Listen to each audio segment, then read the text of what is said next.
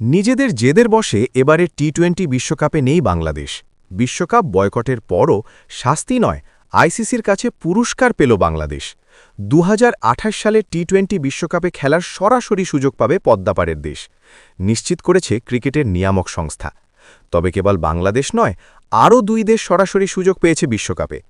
আগামী টি-20 বিশ্বকাপের আসর বসার কথা অস্ট্রেলিয়া এবং নিউজিল্যান্ডে।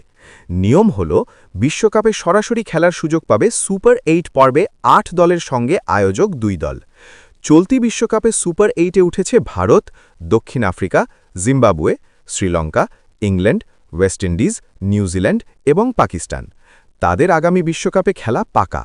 অন্যদিকে আয়োজক দেশ হিসেবে সরাসরি বিশ্বকাপে খেলবে অস্ট্রেলিয়া। প্রশ্ন ছিল, বাংলাদেশ কি 2028 বিশ্বকাপে সরাসরি খেলতে পারবে? প্রশ্নটা আরও জোরাল হয় চলতি বিশ্বকাপে লিটন দাস, মুস্তাফিজুর রহমানদের না থাকার কারণে। সেই উত্তর বুধবার পাওয়া গিয়েছে। আইসিসির তরফে এক বিজ্ঞপ্তিতে বলা হয়, 2028 সালে অস্ট্রেলিয়া নিউজিল্যান্ডে হতে চলা বিশ্বকাপে র্যাঙ্কিংয়ের ভিত্তিতে অংশগ্রহণ করবে বাংলাদেশ।